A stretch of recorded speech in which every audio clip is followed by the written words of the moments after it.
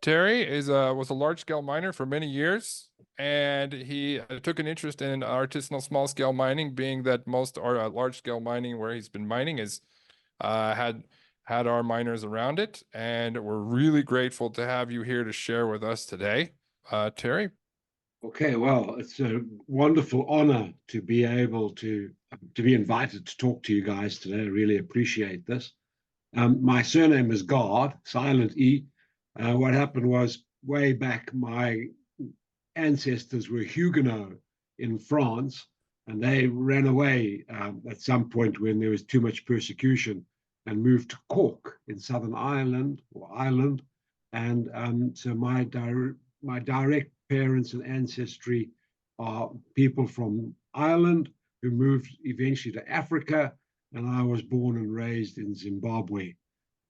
Did my mining engineering degree in Johannesburg and worked both in the South African mining industry and in the Zimbabwe mining industry.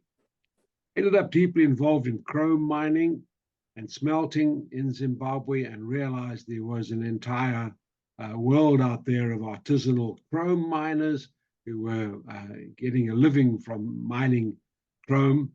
And so that was my first encounter with artisanal miners. And we made a policy decision to support them as much as we could with the company I was working with at the time. And so one thing led to another. And so I began to get really interested in this whole phenomenon. And then, of course, with the change in the Zimbabwe economy from pretty much large scale economy to the new system that Mugabe wanted, the whole world of artisanal gold mining kind of exploded very quickly and still remains one of the world's largest centers of artisanal gold mining, and chrome mining still remains there. I eventually left Zimbabwe in 2008, worked for a while in Afghanistan, Kabul, and then ended up doing a PhD back in England.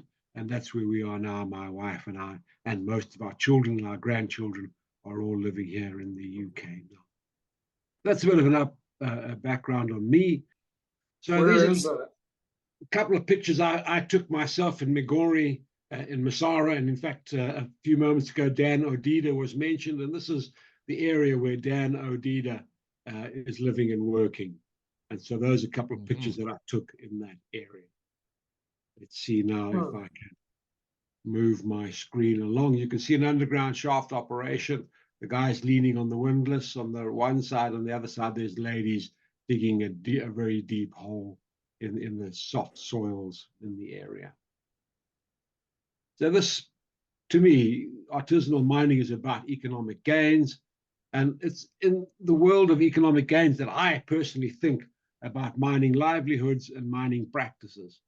And so the conversation that I had last year in England with a lady called Dr. Sarah Gordon, which is available on YouTube through their channel called Critical Productions, is where I started to think about, well, express my thoughts about mining as a livelihood. And then that led into my friendship now with Matt and to all of you. And so I appreciate that interview very much because it's opened up my network immensely. And so really, I think deeply about economics and mining. In Africa, groups of miners or business owners, or the Juakali as they are called, already own pumps, chainsaws, solar panels, compressors, rock drills, crushers and mills, all sorts of equipment was already privately owned, as it were owned by small groups of guys. So the idea of mechanization in artisanal or community mining is not new. It's not new at all. It's just a matter of finding the appropriate equipment, the appropriate level of technology. For those who may not be familiar with this word, Juakali, it's a word in Swahili, which kind of means artisans, not artisanal, but artisans, guys who fix things. And they work on the side of the road, and they are guys who are very capable of owning and owning equipment that helps people to fix things, whether it's a broken car tire, whether it's a bit of welding, whether it's to fix a crusher or whatever. The Juakali are people who are incredibly capable of solving other people's problems. And I'm a great fan of them, and I'll talk about them again later. They're not necessarily miners, but they are very much a part of the mining. My question is, or our question is, how can we help miners improve production so that they can get more money and be safe? How can we do this so that we can help them? So it's not just about the economic gains, but can we find ways to also help improve safety on the mine? And my experience is that we can find lots of experienced miners who are willing to invest or be invested in to help others and show the way with their credibility. And so, again, part of where I'm thinking right now, and why I'm happy to join a network like yours, is that we can start to find the kind of people and the kind of miners that who may be willing to invest more in their operations, or the trustworthy kinds of people in whom we can invest with outside money, if that can be raised. And so, using another one of Matt's expressions that I've picked up getting to meet Matt over the last few weeks, is this idea of angles of approach. And so I've kind of worked out 3 different ways that we can improve livelihoods for artisanal community miners. The first one is, can we find completely transportable gold processing equipment? One of the pictures is, and yesterday Gatot mentioned this on LinkedIn, and he showed some pictures where people are expected to bring their ores to a central processing plant. That's the normal way we try and mechanize artisanal miners. But as Gatot mentioned, the amount of ore that's mined by the ultra small scale, the micro scale people, is usually too little to justify a big plant. And so the question that I've been addressing, and what I'm talking about now, and I'll show you some pictures, is can we bring gold processing equipment to the miners rather than expect them to bring their ore to a centralized plant? But to do that, this sort of equipment, this processing equipment, must be cheap, easy to operate, easy to maintain, it must be robust. So this is not an easy line of thinking, because it's not just buying a simple and cheap plastic thing just because it's small. It still has to have everything that is needed to make it attractive to a miner to invest in. The global vision that I have at the moment is that every artisanal community gold mining site in the world will be mercury-free using self-owned equipment. And that's a big vision. I accept that, but it's kind of the thing I'm trying to work towards in all my thinking where we are in our community mining. So an organization in South Africa, they call themselves Appropriate Process Technologies, and I've known the guys for more than 40 years.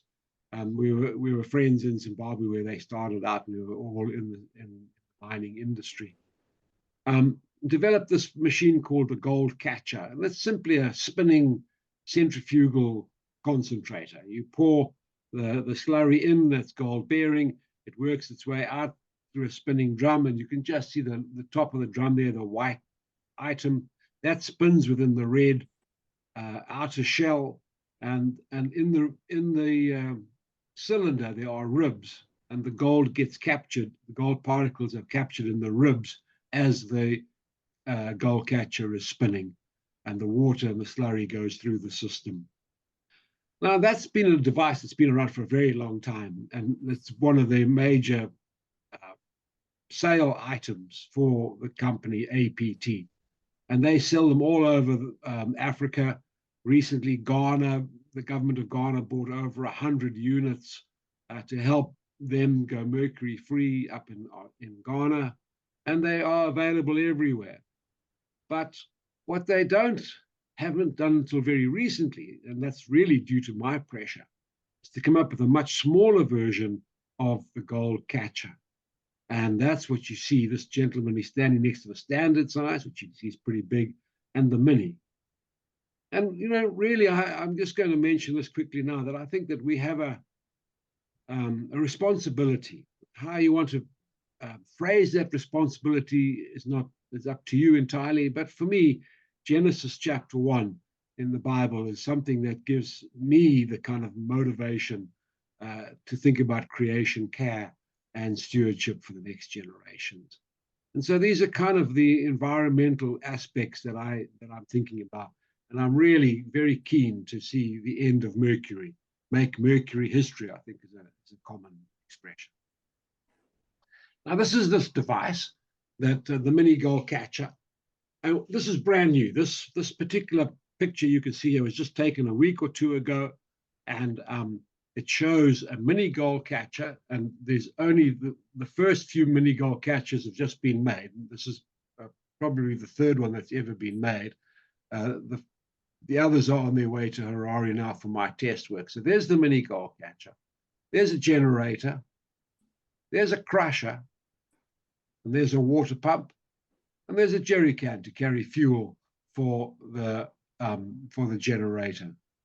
And the whole idea is that it should be, I used the word transportable earlier. The whole idea is that it should be transportable enough to be able to fit onto a trailer and taken to a mining site. Now, as you can see, this trailer and its equipment is still, by my thoughts, a little bit heavy, because it needs to be towed by as you can see there, 4x4 vehicle. But I'm not too worried about that right now, because I believe that if with a bit of intelligent thinking, we can reduce the amount of stuff on the trailer, reduce the trailer, and perhaps get it to a situation where it could be towed by a motorbike. And we all know that motorcycles are ubiquitous throughout the developing world. Everywhere you go, you're going to find guys with motorbikes. And so my plan, or my hope, our dream, is to reduce this even further, to get it down that we can tow the equipment around on motorcycle. For example, that crusher that's there, that's probably the heaviest item on that, along with a generator. And many mining sites already have crushers in some shape or form, ball mills and so on. And so I don't think that we necessarily have to take a crusher around with us. But there are other pieces of equipment that we need, as well as this first step towards mercury-free processing. But the whole idea is to keep it, as I said earlier, simple, easy to operate, and in a way we can take equipment to the mining sites. And the first steps are now being undertaken now in South Africa towards realizing my hope for portable, transportable, and robust equipment. The second angle of approach then out of these three is to see how we can improve production. Is it possible for us to find ways of getting production improved? And Gatot yesterday, he put something up on LinkedIn yesterday, which I read and was able to respond to. And that is that, and there's going to be some miners that are just too small for us to realistically imagine mechanizing now. But there may be others where they can cooperate or come together, where our equipment can reach them, not bringing their ore to us, but within their situation, that we could bring our equipment to them and upgrade their operations, both on the mining site and in other operations where possible. And this increase in production is to come through affordable, tried and tested mining equipment, which is typically Chinese. I mean, wherever you go, particularly in Africa, and I can't speak for the rest of the world, is that a lot of useful mining equipment is now being developed and marketed by Chinese agencies in Africa. And that level of technology allows for technology transfer. And I think that's also really important. We don't want to try and market and sell stuff that simply can't be maintained or looked after or operated. And usually, increased production methods bring increasing safety and health. And these are integral to progress, I think. And it's interesting, though, that almost all levels of mechanization have within them improved safety and health. Going all the way back to rock drills from the early days of mechanization. And then the idea for me, in my thinking, or I've used the word duocarly a couple of times already, is that we want to find equipment that can be subcontracted out rather than increase the capital risk to the mine owner or the mine operator.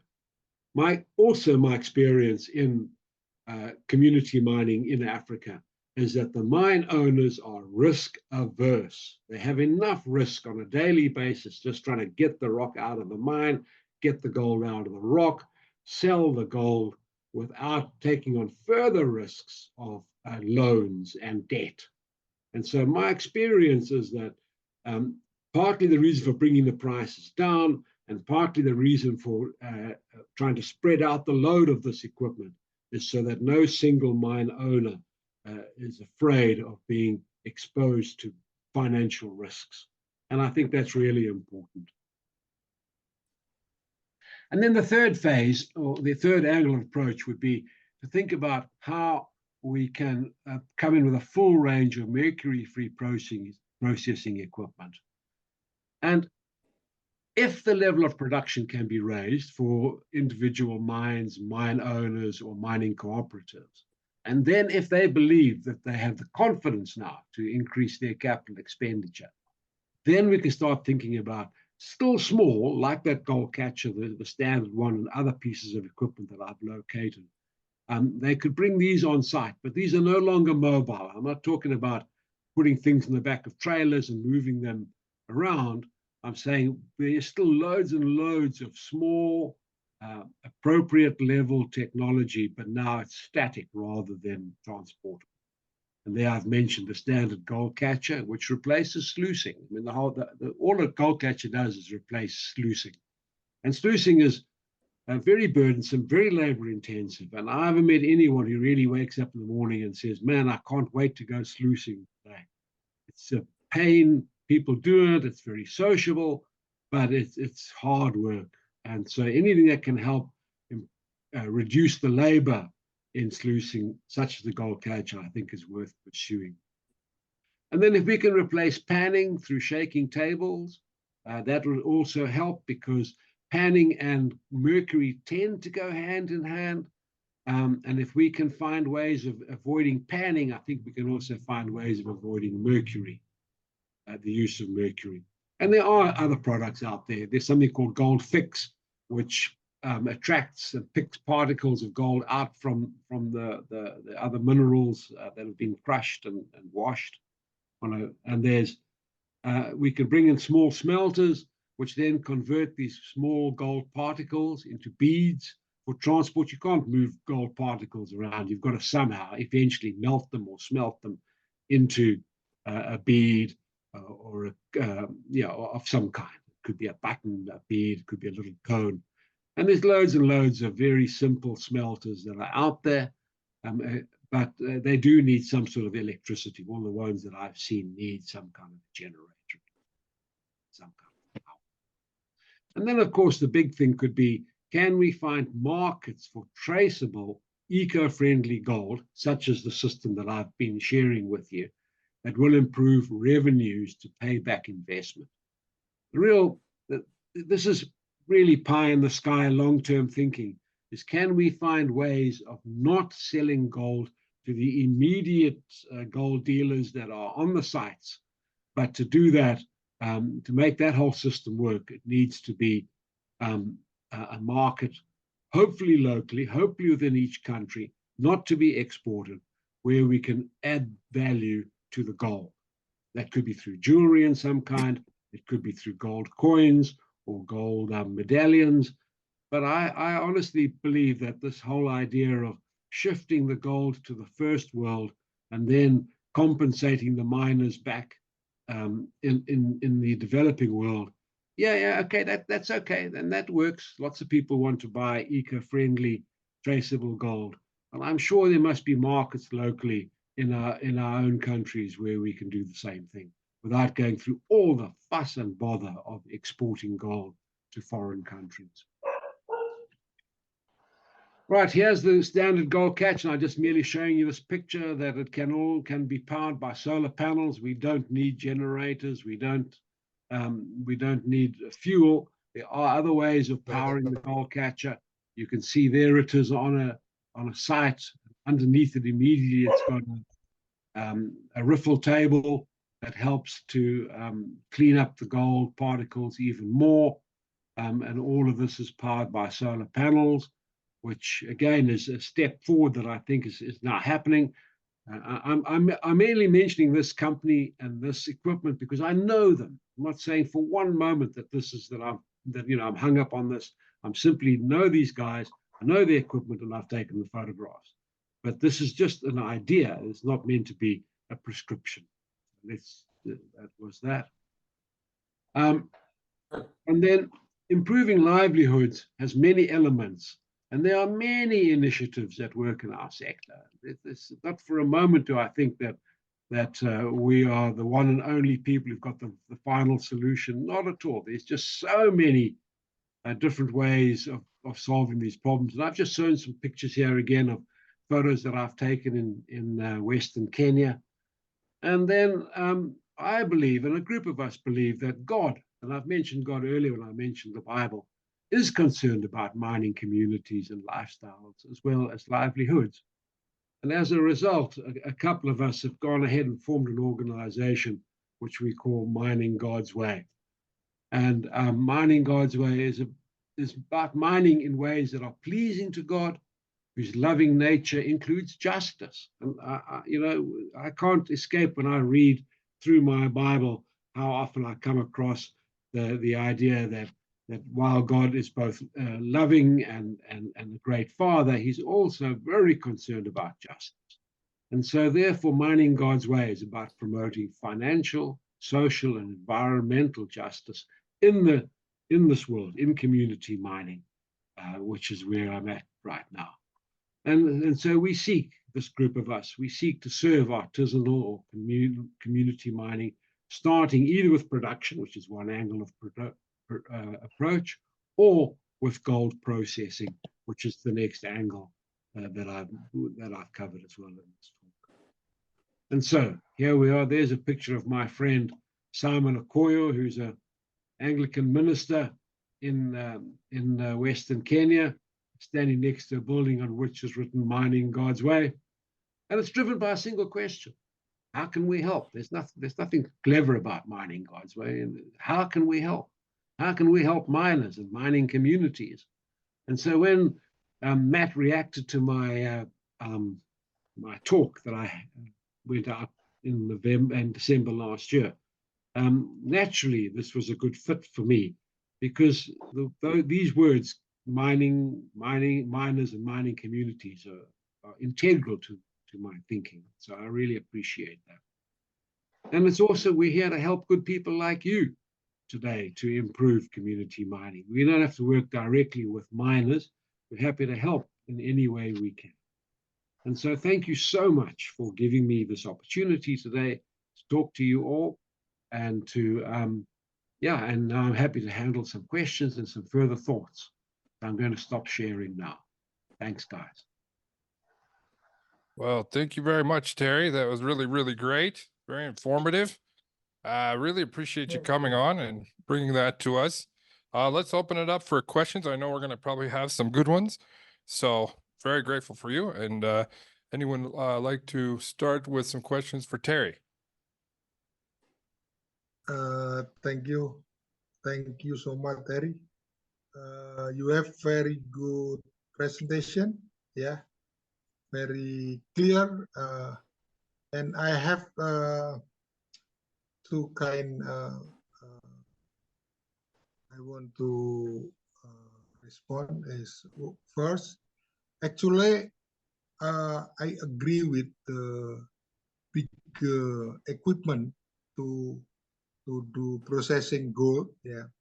But what I want to say in my article is we need to prepare the perspective of miner, yeah, that we need to work together in group, and yeah, we need to there is a process for people, not only, oh, this is good equipment, please do with this, but they forget about the characteristic and how to change the perception, how to to change the mindset, how to get the ore together, not individually like this. So this is we need process in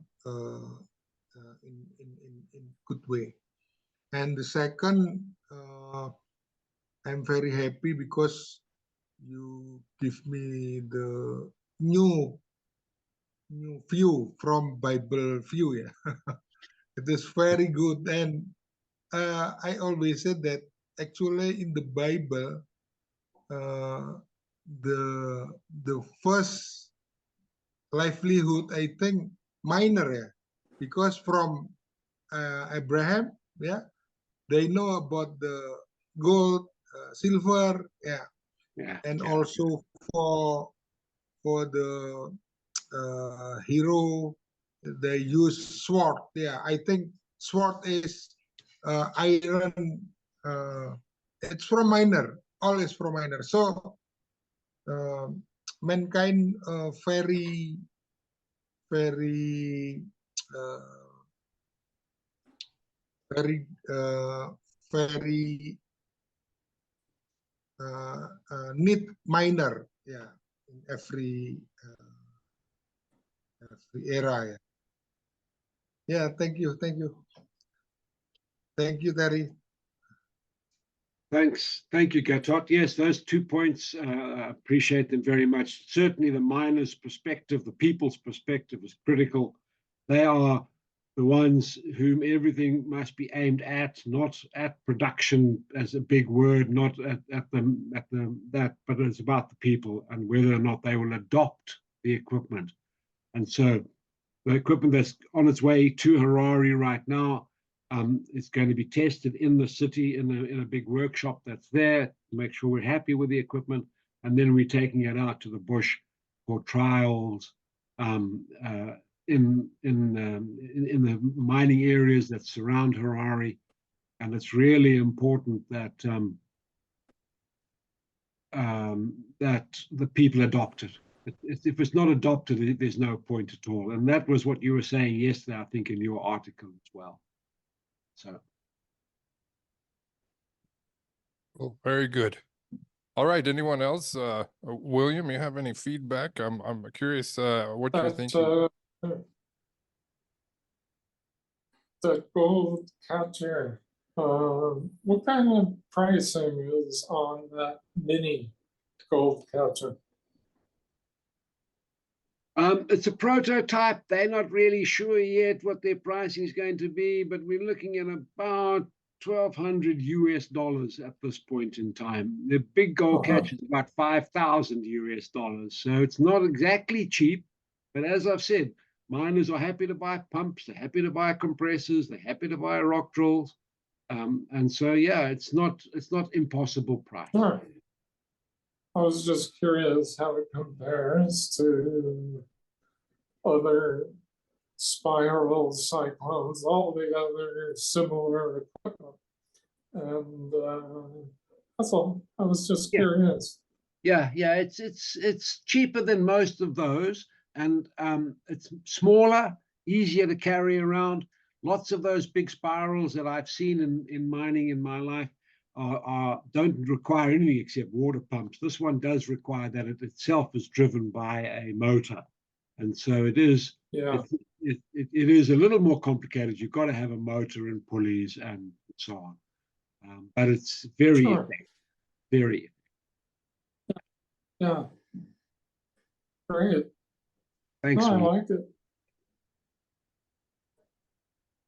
I just had a question real quick. Is that the price? Is that for the entire setup? You had said that there was all of the crusher, the generator, the water pump. Also, is that how much would it? Do you think it would cost extra for the solar panels to be installed? Good question, Robin. Thank you for that. Can't answer that question as I sit here now. No, the first thing is no. It only is the price of the mini gold catcher, and as I said, they've only made 3 of them so far, as prototypes, and so I will need to do the further research and pricing for what they've now put onto that trailer, which again is a demonstration model down in South Africa.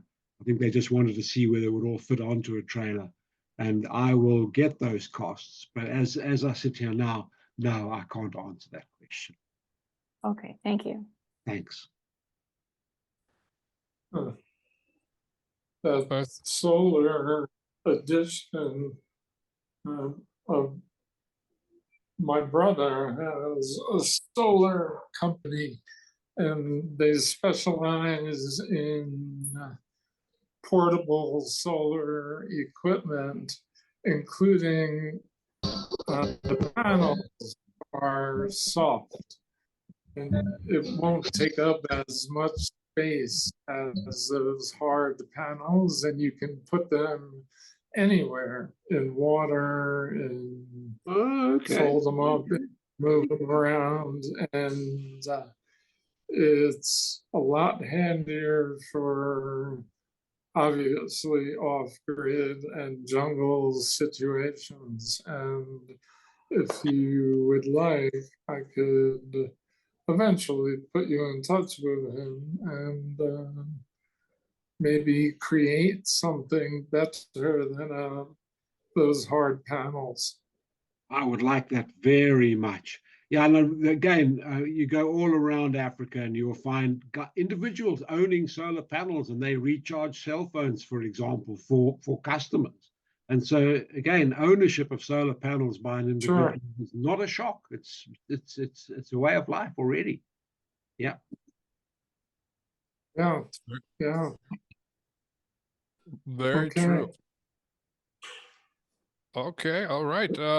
I think Solomon was wanting to ask something. Solomon, are you want to ask a question? You're gonna have to unmute though.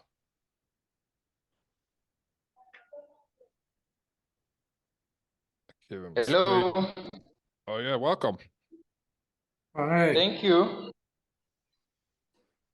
I don't have a question so far. Actually, I've missed most of the presentation. So,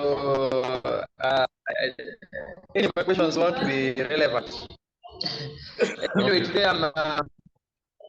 today I'm having a certain stakeholder engagement meeting with the women here in Syria, women in mining, and we are starting in about 1 hour.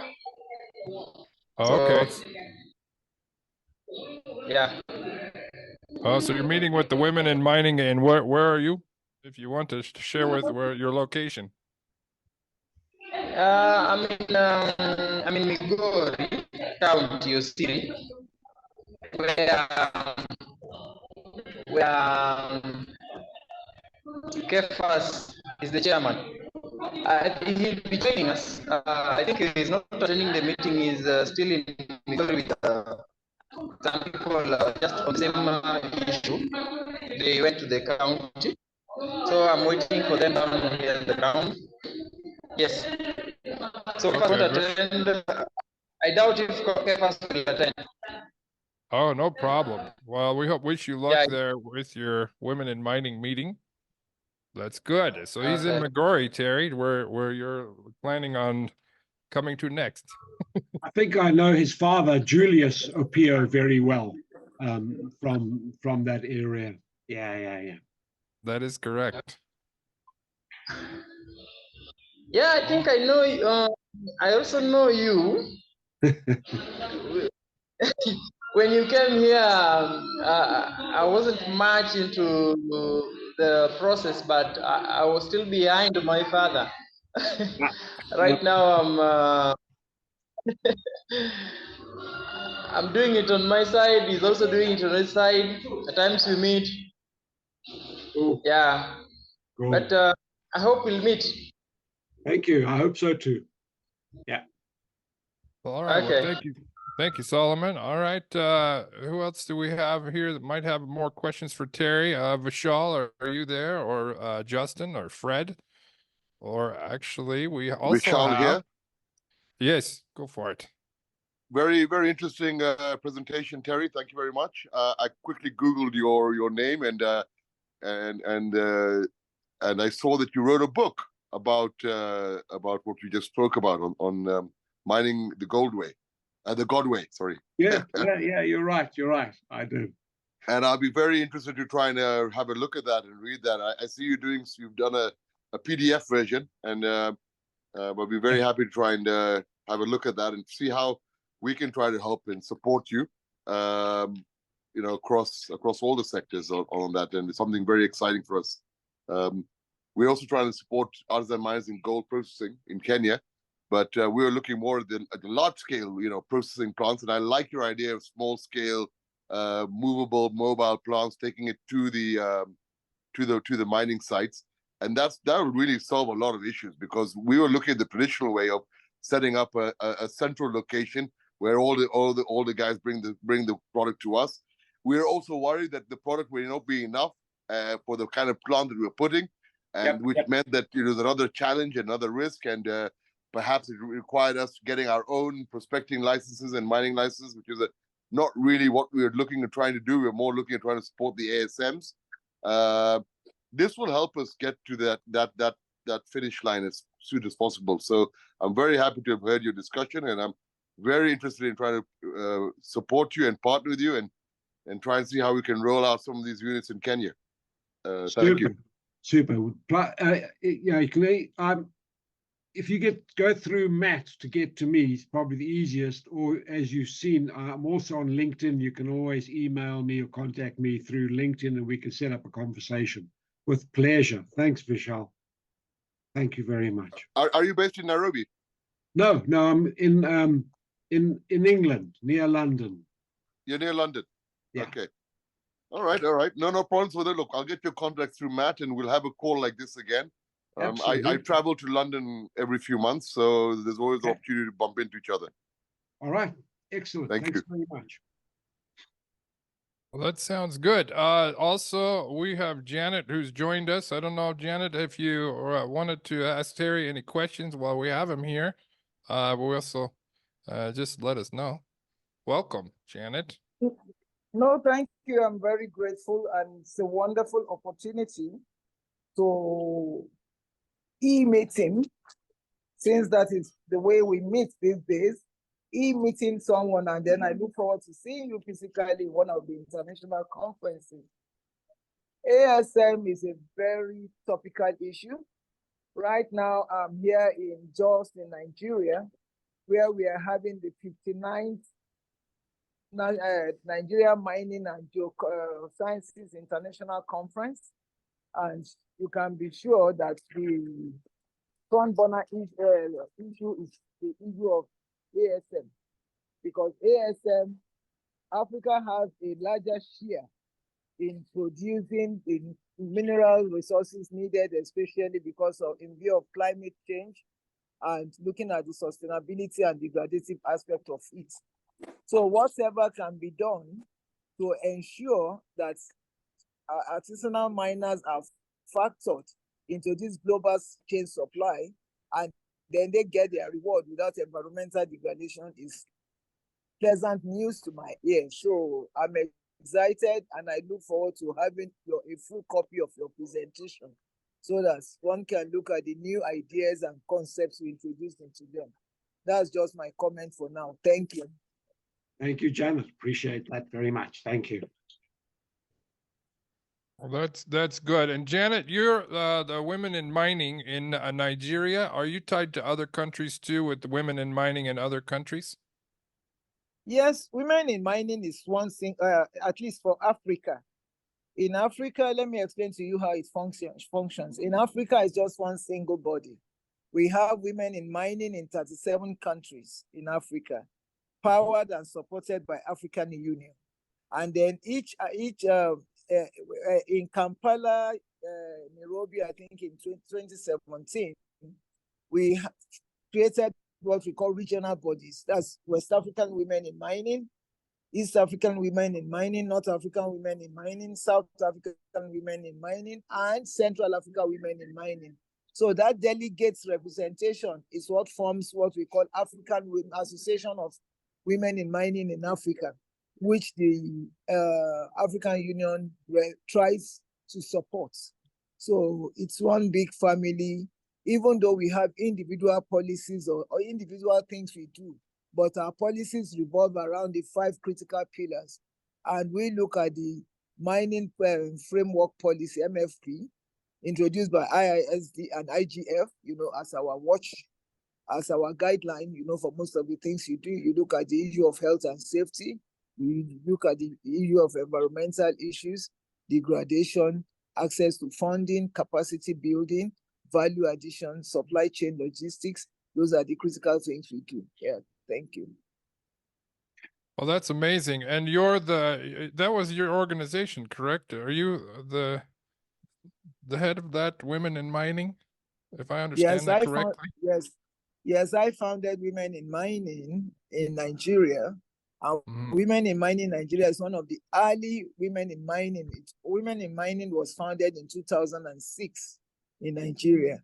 And so if you go to our website, www.womeng.org, we've done quite a number of projects. Right now, we have a current project at hand, working with Ford Foundations on looking at the SGBV thing in a state in Nigeria, that's Nasarawa State, where you have high lithium concentrations.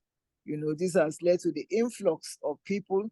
It has diluted the culture, the structural implication, to the finances, and the population of the people have created what you call, recklessness comes with it. So understand. So you have that sexual-based gender violence and all manner of that, so which we're trying to document and then come up with reports and see how we can. You can never eradicate it, but you can reduce it. Because you always have the bad people, whether boys, whether men, whether girls, you always have bad people. But we have tried to sensitize the community. We have tried to create a referral pathway. We have tried to educate the people and we have encouraged the people not to be ashamed. You see something, you say something, and then you do something. So we have involved the security apparatus, you understand, to be able to take up seriously, when you find issues, and then the counseling sessions, you understand, in shelters where people who are abused can go to, and they help how you try to reinstate them, because if not, it can be very traumatic and it affects them over a long period. And then these same victims, we now try to build up skill, introduce them to skills, you understand, that they can do, because they still have to live in the mining community where they come from, you understand. So whatever they can do within, we try to build their skills around mining issues. Thank you. Well, thank you for that. I wanted you to kind of tell us a bit more why we had a good group of people here. And hopefully you'll be willing to join us. You'd be able to present to us in our next meeting if you have time. That would.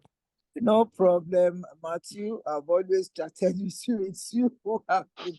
So I like what you are doing because it resonates with what we are doing. And I believe the less silos we have, the silos are good, or clusters are good to share. But when it comes to moving, like I tell you, I represent CSPF in the World Bank. So whatever we are able to do, we are able to pull it together and take it to where it matters, such that, because policy formulation is very important in all these things. We can discuss, but if policies don't emanate from them, then it's just one of those things that end in the graves of, in what I call the graveyard of my material collection. So let us, as much as possible, engage and see good things we can make out of it. And in ASM, everybody has his particularity. What you call large-scale mining, for instance, in developing countries, are probably what are ASM. I've traveled around the world. I've gone to Australia. I live partly in America, and you see mines. And so what they call, these are just small mines, are what's probably some call large mines in Africa. You understand? So it's good we understand the concept of ASM very well. And I always frown on something which I think I want to share with Terry, is that You see, when you do ASM classification, especially, I don't know of other countries, but in Africa, women are often classified under ASM. I believe that this is unfair. I believe that women should have a kind of standalone classification, because the same thing you are trying to hide, to take them away from, they still end up being victims of it. Because when you put them under ASM, they are often dwarfed by the presence of men there. You understand? So to address gender and children issues in mining sector, I think demands a separate pillar on its own. You understand? So that can be looked at. Thank you. Well, thanks a lot. Well, Terry, and everybody, anyone else have questions for Terry? We had a few other people too. And Janet, I'm really looking forward to our next meeting, because I'm just very much looking forward to it. You've been in this for a long time, and I have a lot to learn from you. So thank you for that. Thank you. Fred's got his hand up. Fred? Yes. Are Welcome, you getting Fred. me? Yes, Fred, welcome. Our miner from Homa Bay? No, Migori. McCoy. All right, But we are, Fred. we are just few meters from Migori, from Homa Bay County. Well, Fred, tell us Okay. just briefly about yourself, and then ask your question for Terry. Okay, my name is Fred Ouko, youth miner in Migori County, and also a international conflict management enthusiast and youth diplomat, because I love diplomacy and international cooperation affairs. So, on my side, I wanted to ask Terry to share his project with me. Maybe I can compare with the one I was doing last year from July to December, using a theoretical framework of resource costs and environmental framework,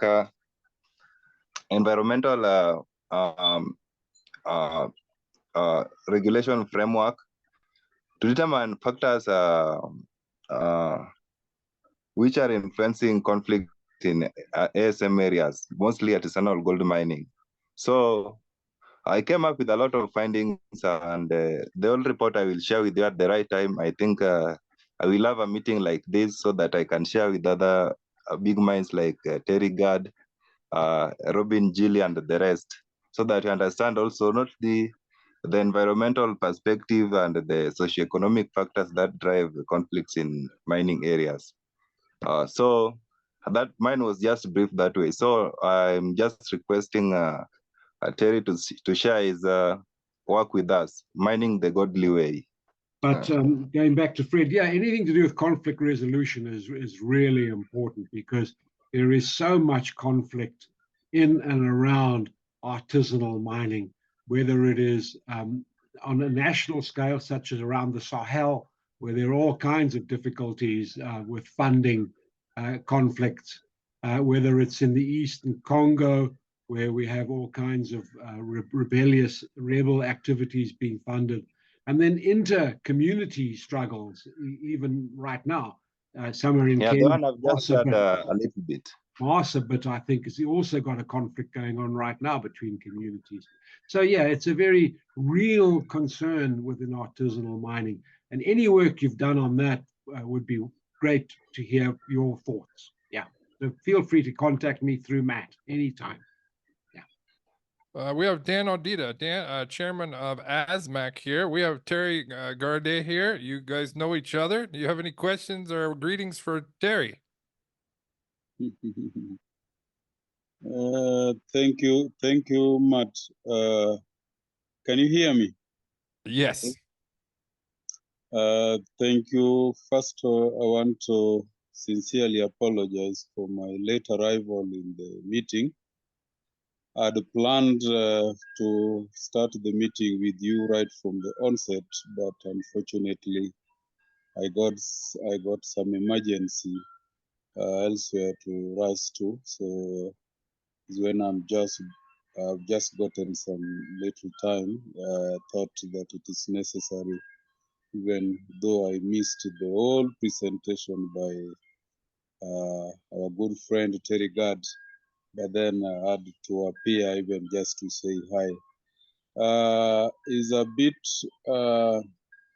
uncomfortable for me, especially to comment on what I've just not listened to. I don't know the content of Terry's presentation, but I want to say very briefly that one, I welcome Terry. Is one person I know his expertise in this field of ASM, and I believe that he's coming and being with us here is a great resource. I want also to appreciate each one of us who have been very consistent in ensuring that these meetings are organized and participations are up to date. Thank you, especially Mr. Matt, our chair, Gatot, and the rest of us, Uko from Gori. You can see Solomon is also with us, and quite a number of us. Thank you for your commitment. As the chair of Artisanal and Small-Scale Miners Association of Kenya, currently we are battling quite a number of issues in our sector, and I really feel that by teaming up as a global forum for miners, we can as well share some of our experiences and we can craft some way forward so that at the end of the day, we see into it that each mining sector in our various countries overcome some of the challenges that they are going through. As you will agree with me, Mr. Matt, and people like Uuko who are in Kenya, will agree with me that our sector of artisanal and small-scale mining is having quite a number of challenges, running from legalization to operationalization. You see, the act is very clear, and quite a number of strategies have been put in place, but to some extent there is that low goodwill for implementation of regulations and policies, because today we are running down quite a number of years since the Mining Act 2016 was put in place, but up to now no single artisanal miner has been issued with any permit, despite the fact that we currently have artisanal mining committees at the counties that are currently undergoing renewals or regazetted, meaning that they've taken a whole 3 years and they are now being gazetted afresh. But in the past 3 years, completely nothing has happened, despite the fact that these committees were gazetted by the State Department of Mines. Currently, the government came up with the idea of formation of marketing cooperatives as a vehicle through which artisanal miners would be applying for permits and licenses. And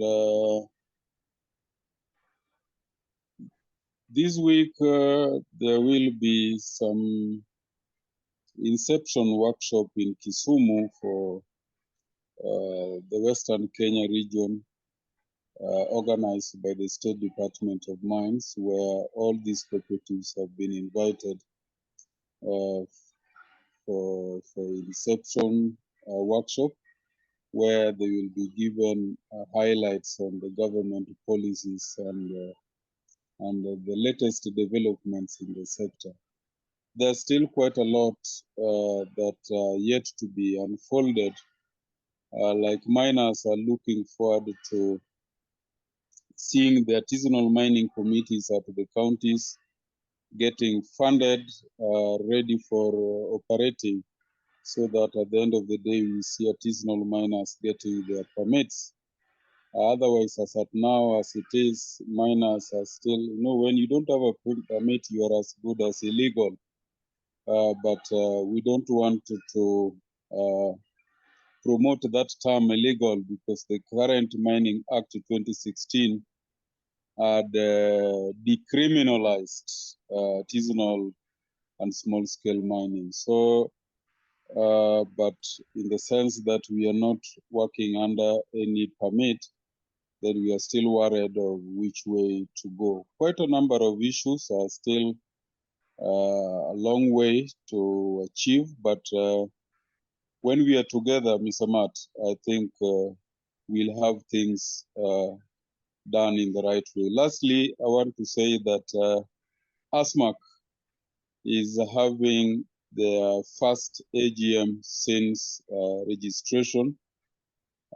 This AGM will be held on 29th in Kisumu City, and we welcome all miners to come and attend the AGM, especially the registered miners. The registration process is well clear in our website and in our other literatures. So we welcome you, and we appreciate those who have been kind enough to participate in one way or the other.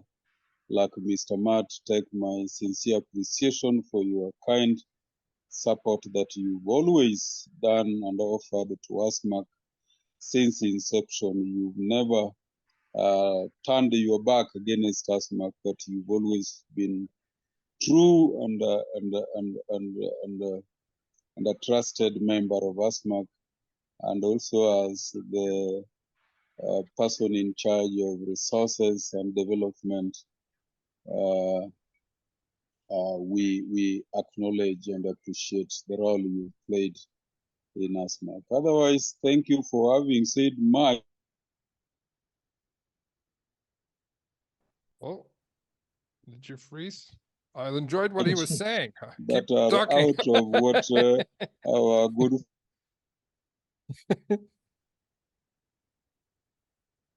Oh, you're breaking up a bit, Dan. Chairman.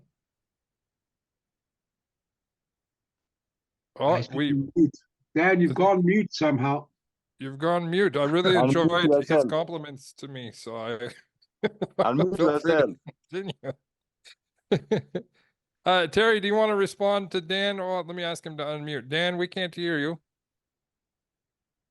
You have to unmute. See if he wants to finish up there. Yeah, okay, I think we've got you now. Yes. Oh, now we were hearing you, Dan. So yeah, we'll just let you finish up there. What your thoughts you were saying? So can you hear me, Matt? Yes. Sorry, I was just winding up. It is only that somebody was interfering with my phone. Okay. But just to finish, I was just wishing Terry Garde the best and hoping that we'll continue going forward. God bless us. Thank you. Terry, you want to respond to the chairman? Just to say that, as I've said in writing here and there, is that the whole world that we're engaged in, community mining, is so big that no one person or organization can cope with the sheer size of all of this. And so I think it's really great that an organization such as Global Community Miners Forum is setting up and is allowing different people to do different things within this world of ASM. And so going back to Janet, it's just great that there is a whole branch, as it were, of people who are concerned about women in mining. I think that's really important. And that Dan is concerned about law and the act and what can be done about the act of the Kenyan Mining Act and how that can be worked on and improved and adapted to suit artisanal mining. And I think it's just really great that there are many people called in many ways to look at our world. And going back to Janet's comment that ASM is a very male-orientated expression and we need something a bit less masculine. Well, community mining is a great, more inclusive description. And so I think the very title you guys have chosen, community mining, is more inclusive, but there may be further work to be done on this label. But thank you for calling it community mining. I think that's already a great step forward. Yeah. Thank you. Thank you. That was our chairman, Gatatsugi Harto, that brought the angle of community mining. And I was like, that's it. Because like Janet was saying, there's so many criminal elements, and even Fred was addressing those issues, is that we have, most of us are community miners. We live in the community. We care about the community. And Janet was saying even people that have been through hard times still have to live in those communities. And we want to crack down on those criminal elements, even in South Africa, when we were advocating for POPs and the difference between Zama Zama and, you know, the criminal elements dropping guys into mine shafts for 6 weeks versus normal community miners who are pulling money out of the ground and contributing to the economy and supporting their communities. So thanks for that. It's coming together nicely.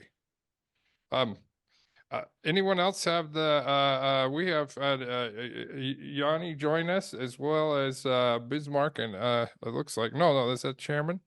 Anyone else that was listening to Terry's wonderful presentation? We're going to have it, we have it recorded, so we're going to be republishing it. So if you missed it or you're catching the tail end of it, that's okay. We'll have it available for you to review.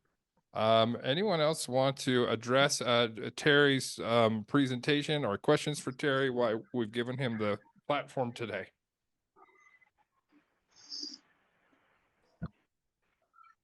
Okay. All right. Well, welcome everyone who has joined us today. And I'll give it back to our chairman. Terry, do you want to finish up with any thoughts, final thoughts, or? Okay.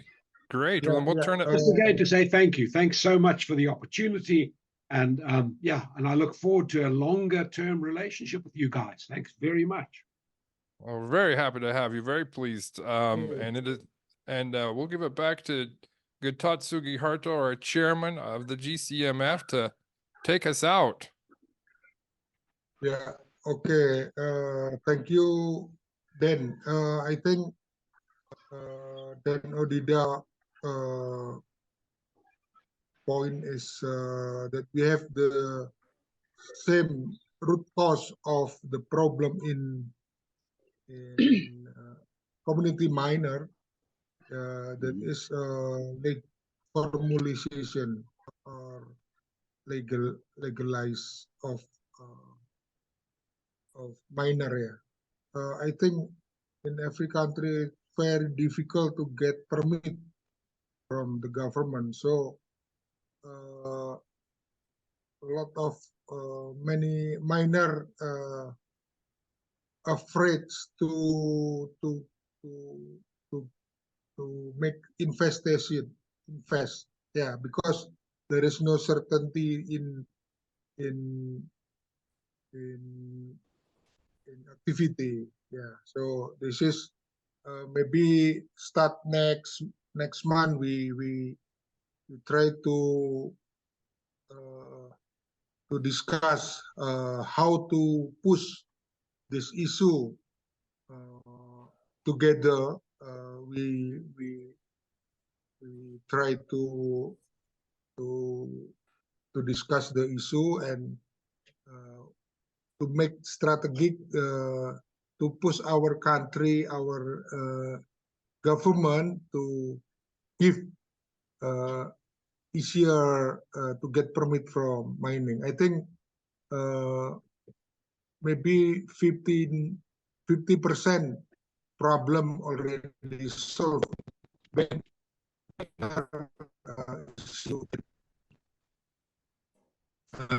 And I have a question from Terry.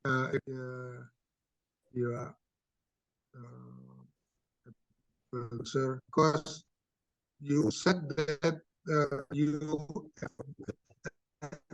in Zimbabwe, yeah. Do you something to share from Zimbabwe about the mining, community mining in Zimbabwe? Oh, Zambia or Zimbabwe? I think we have Zimbabwe. Simon from Zambia Zimbabwe. who's joined us. Zimbabwe.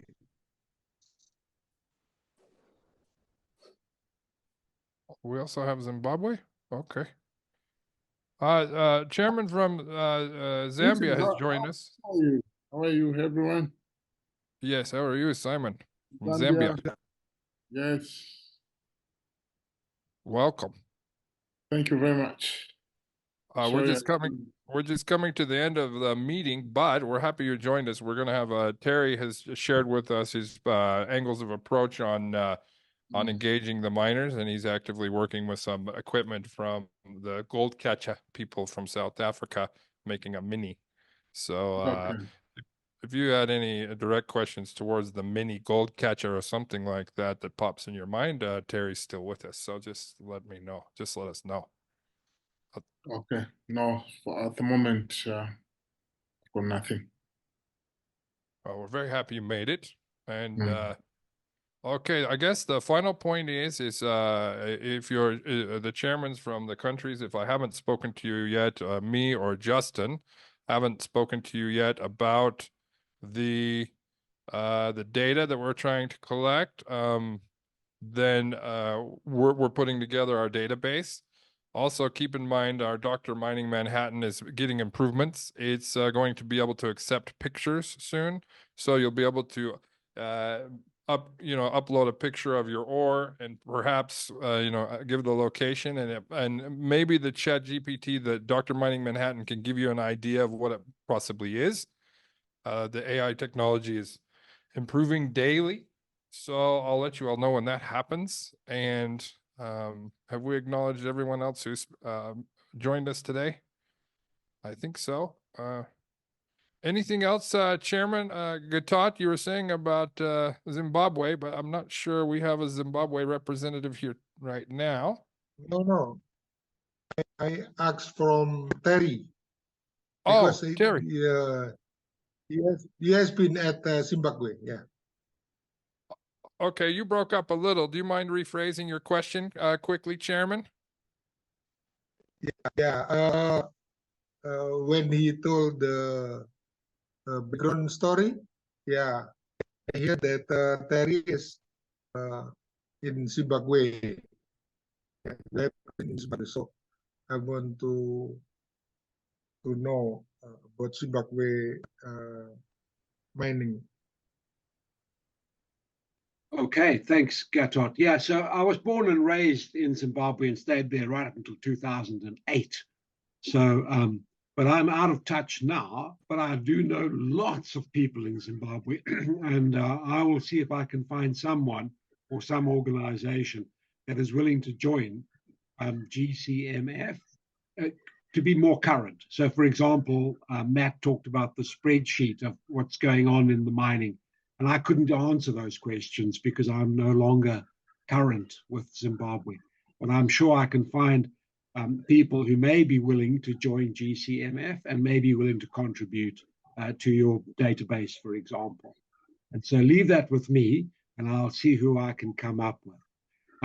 But it's because of my history in Zimbabwe. That is why the mini gold catcher, I've taken it, had it delivered there, because I know everybody that needs to be able to work with that equipment. And so they're doing that right now. But as I say, I know lots of people. I'm well networked in Zimbabwe, but I'm not there. And so I'm not completely up to date. But I'm sure I'll find someone or more than one person to join your GCMF. Thanks very much. We do have a representative. I've just printed it in the chat. It's Wellington Takavarasha, the CEO of Zimbabwe Miners Federation, and he is part of the GCMF. But we should strengthen that connection between you and him, Terry, and see if I'll be calling him too on the data. He joins us on occasion when he has time. So. I do know his name. Wellington is a well-known person in Zimbabwe. I don't think I've ever met him personally. I may have, but certainly his name and his organization is of good repute. Yeah. Oh, that's great to hear, actually. because we do appreciate a little vetting amongst us. Okay, anyone else have any thoughts while we're here? Because this has been a fantastic meeting so far.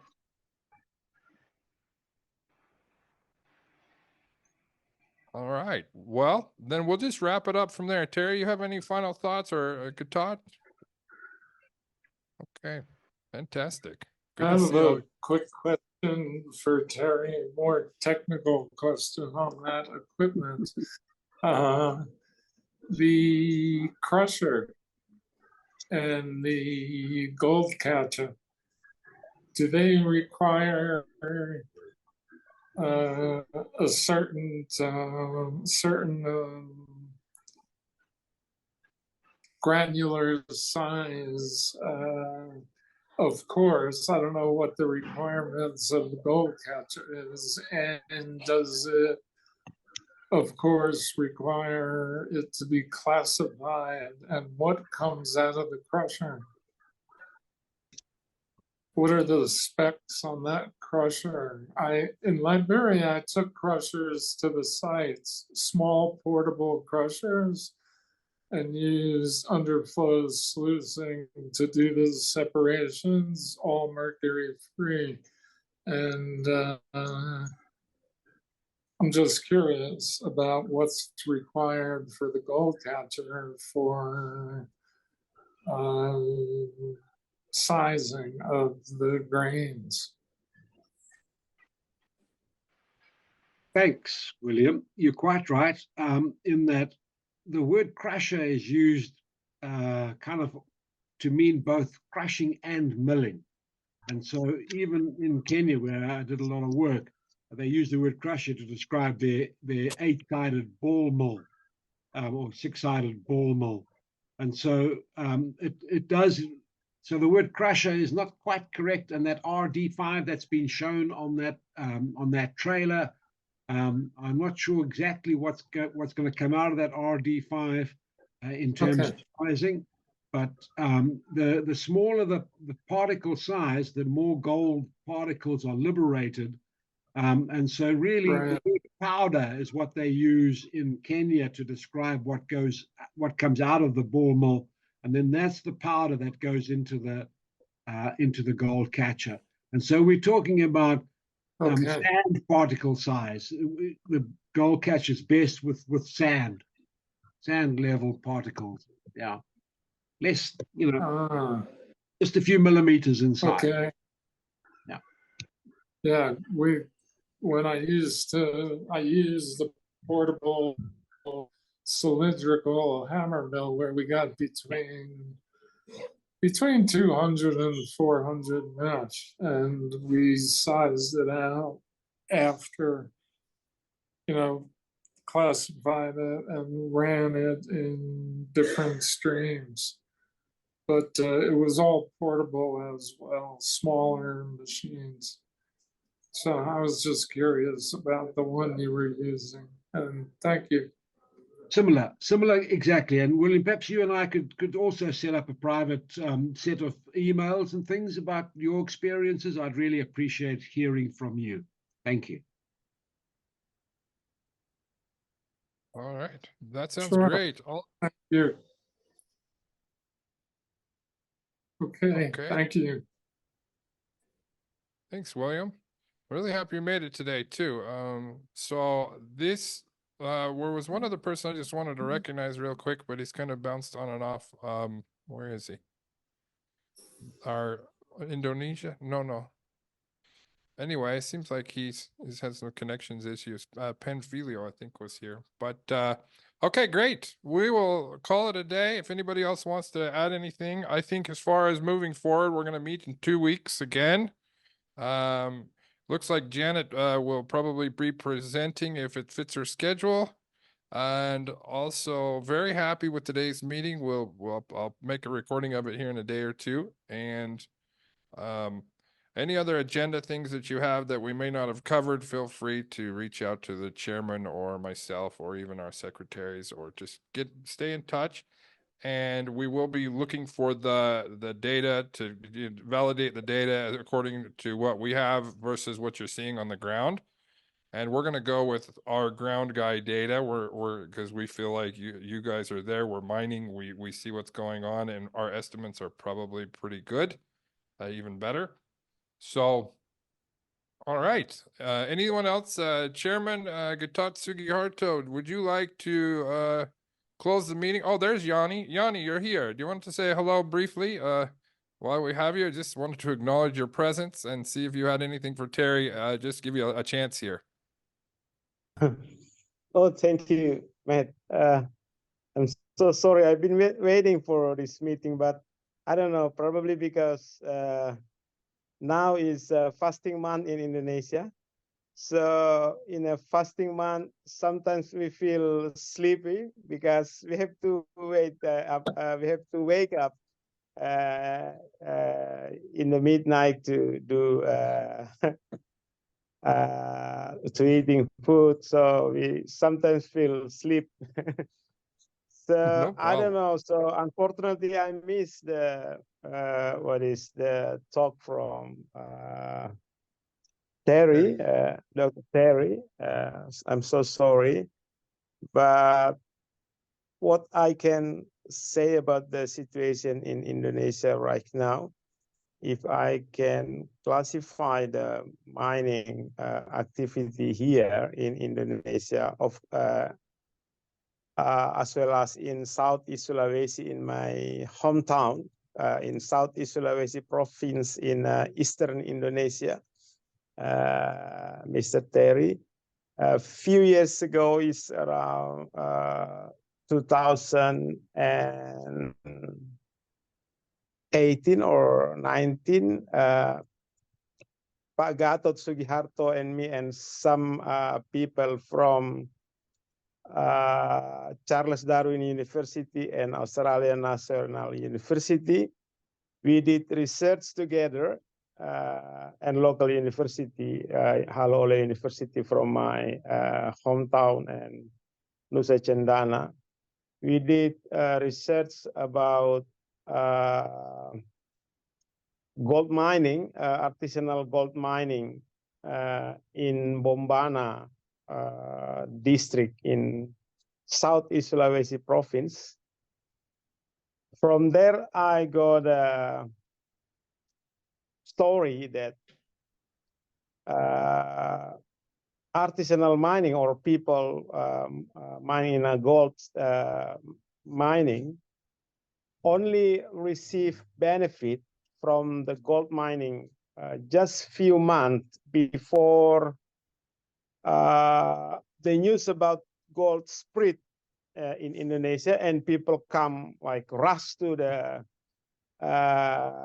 Bombana district here, and then what is make a lot of problem state by the government particularly, and also the artisanal mining being accused as a miner who make a lot of problem in gold mining in Bombana. And unfortunately, few years ahead, after 2019, around 2022 or 22 up until now, there is no artisanal mining anymore in Bombana because all location has been taken by the big miner, the big company, all the concession area. So local people only like just see, or he can work under the concession area of the big miner and receive small, very small gain from there, rather than if the government allow them to do mining activity by themselves. The situation was changed now, and then what is the role of small mining become less and less. But the other phenomena or situation in mining in Southeast Sulawesi is nickel mining beside that gold mining. There is a new phenomena in nickel mining, as I said a few times in this discussion. Before, around 20, 30 years ago, there is very difficult to small mine or artisanal mining to involve or get in touch in activity of nickel. But since around 15 or 20 years, last 20 years in Southeast Sulawesi and Central Sulawesi, there is two smelter, big smelter, developed by Chinese mining company and probably multinational company, where the government of Indonesia give priority for a big investment in a smelter.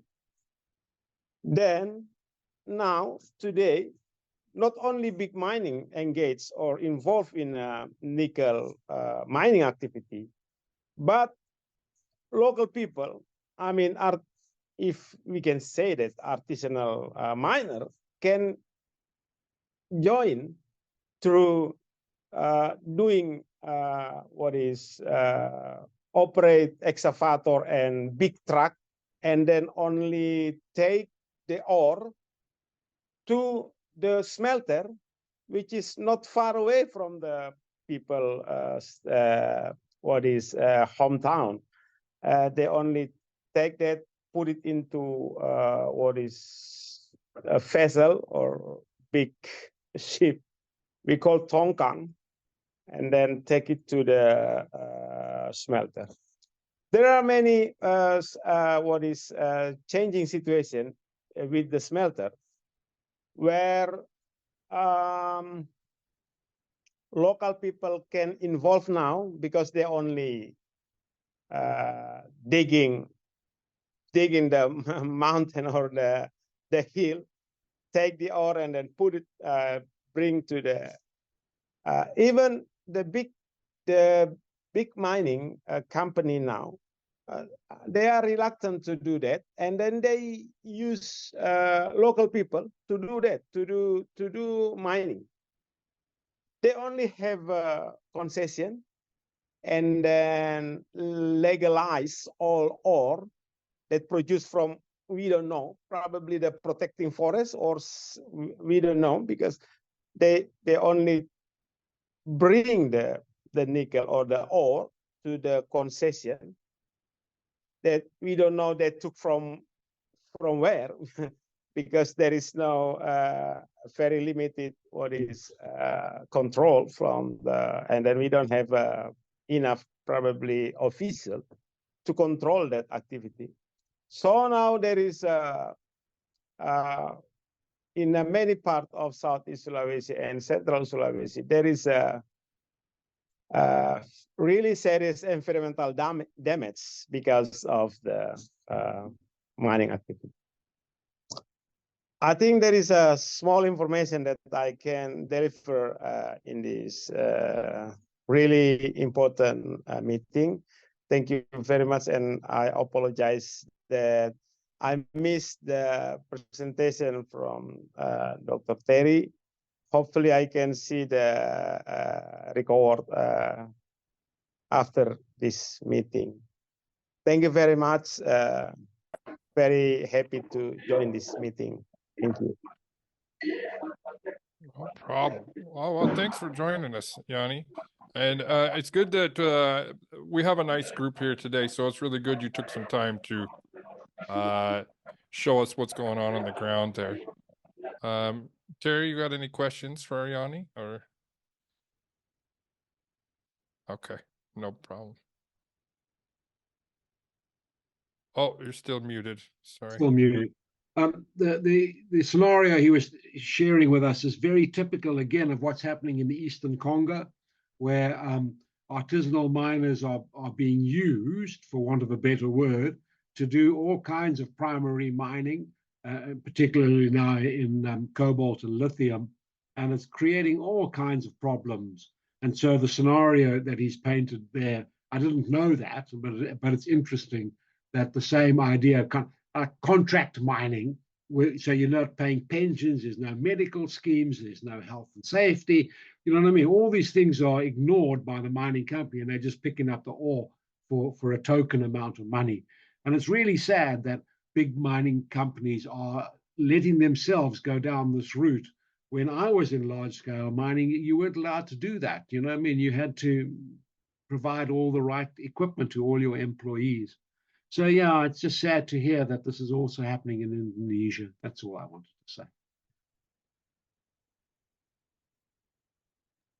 Well, that's what we think the Global Community Forum is so good, is we get to hear those stories and see that things are looking similar, and people, large NGOs saying, oh, we're working over here, we're doing good. And then if we look closer, it's more of a story. It's not actually reality. Like, our realities all look similar. You know, especially if some of us are not engaged with large scale miners yet in our neighborhoods, but surely they'll come and we can learn from each other how to take steps forward. So one of the things about that is the large scale mining company is still a separate entity.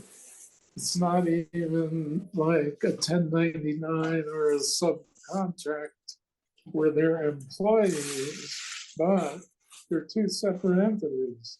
So if you want to alleviate that safety and certain practices, they have to be meshed together somehow, not like two totally separate beings.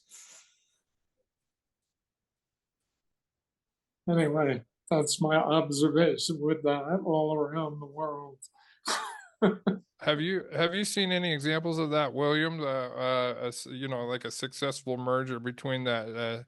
Anything close to it? It's worked in your areas that you've worked? Well, in Liberia, myself and two other larger companies, yeah, we meshed together. So it wasn't two totally separate entities. Yes, and it works much better. The people feel better, and it gives them an incentive, you know, that they have more self-worth and want to come to work. Yeah. And they're not salaried, they're commissioned. They get a portion of whatever is produced. Yeah, William, you're quite right. It can work. And I know the World Gold Council is trying more than most other organizations to try and find that mesh and to work towards their gold mining companies that are members of the World Gold Council to work much more closely and more fairly with artisanal gold miners in and around their operations. And so it's not being ignored by everyone. And I respect the World Gold Council's efforts in this area. Yeah. I think what's really important is it's not just gold. Like he's saying, it's nickel. And I'm actually more involved with the other minerals than the gold. And it's the same thing. I'm also a member of the iTrade Global, and they are setting up more of a structure for between artisanal and large scale and traders of a much more beneficial situation for the artisanal miners. And we could talk about that. And I need the fellow who instituted that organization is the one who sets the standards for the ICC, the International Chamber of Commerce, and does all of their oversights on electronic transfers and everything like that. And we're trying to set up a global structure. And here in Kenya, I'll have a new commodities exchange set up this year. And I think it would tie in to everybody else, not just with their gold mining. If they're mining gold, they're mining other things at the same time that they don't know about. And with Matthew's AI, and if I get a chance to see what they're mining, we can identify it and put it directly onto the trading platform. And it won't have to be a centralized location, just like any other trading. The material could be anywhere on the planet. So it's something we're working on to get more of a structure and a mesh between the folks physically doing labor and what they're getting at it. So, and it's spreading out between minerals, gems, and precious materials. So that's what I've been working on. That's great. I think we got the right people in the room. I mean, even Vishal is here listening to this and talking about the Gold Council, and then William with what you're working on too. That concept is great. And then our AI technology contributing to that as well. I can see we can all start individual conversations. Feel free to talk to each other. Like there's no, we don't, in the GCMF, we're not demanding you, include everybody. The point is we have respectable people that can manage to put things together. If you see an opportunity, reach out to that person. That's my suggestion. Things are difficult enough as it is to move. And if we can support that, and as a group, of course, we'll be there to do that. And of course, you can see what we're working on. This is a really fantastic meeting. I'm very happy myself personally. So, yes. So, I guess the only other thing, there was a few other points, but we've got a lot on the table to I would say reach out to the people, reach out to Terry with your direct questions, and also get in touch, follow through. And we want to hear back who connected this after this meeting, and give a little highlight of what direction you might be thinking, how it's assisting and helping. Because your stories, that was the other point. If you guys are posting, are you anyone here, men, women, any of us who are posting articles or anything like that, please make sure that we see them so we can repost them on the GCMF LinkedIn and promote what you're talking about, what you're doing, and include you in that message.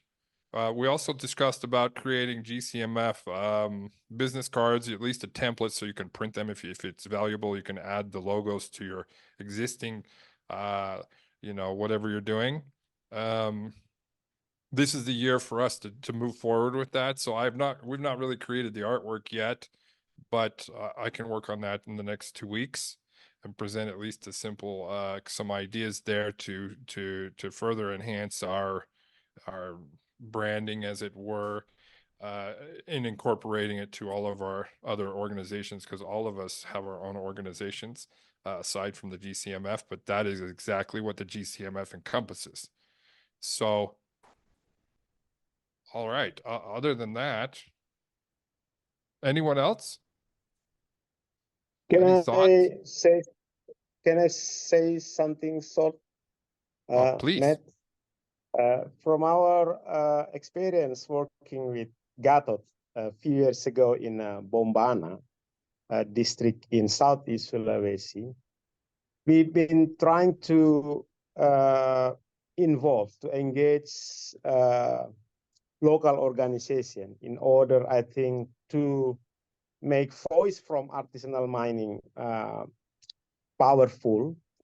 So from the experience, we tried to engage local university, local government institution who deal with mining, and us, some local university and organization, non-government organization, local NGO as well. We've been carry out serial discussion, and then we moved to establish organization that involving pairs, university, local NGO. I think this is, I don't know, the way that we consider at that time can make the voice of artisanal mining miner become more powerful. I don't know how we can do that in GCMF as well. I don't know. It can be different in every country. I mean, probably in Africa, they have a different way to give to make this problem or issues become important. But involving pairs, local university, local NGO, and I don't know what is party, again, is important for us to persuade them to involve in this organization. I don't know, that's all. Maybe thank you, Dr. Terry and Dr. Matt, for this valuable opportunity. Thank you. Well, I would add to what you're saying, Yanni, is take a look at what we've gotten so far, and then take some notes, and we can build it here. What we want to do is mirror each other, you know. So what you've done there, that you have success and what what didn't work, and then jot down maybe a few things we can have you present what's working in Indonesia and what hasn't worked from your perspective on those points. Because it's pretty easy for us to reflect certain aspects we're already doing, and then to hear that it's working there reinforces our commitment to a certain ideal, because it's like, oh, we're growing in strength with something that's working elsewhere. And you can also help us avoid some time wasters here in Kenya, because we're really active right now. The ASM is very active right now, and things are really moving. So even the president's allowing some certain things. So with that, just ask you to maybe jot a few notes down and then bring it back to us in a couple of weeks and share it with us, if you don't mind. Okay. All right. We'll turn it back to Gatot. I just want to close us out.